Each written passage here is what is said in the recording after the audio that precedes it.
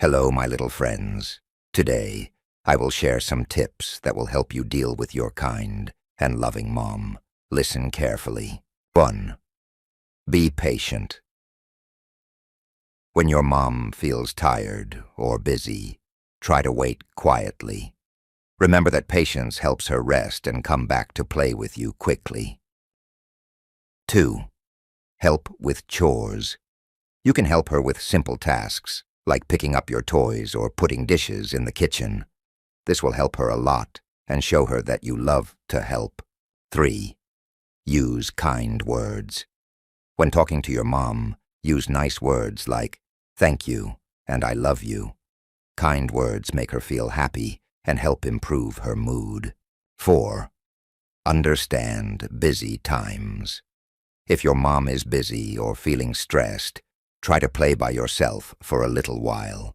You can read a book or play a new game until she is available for you. 5. Express your feelings.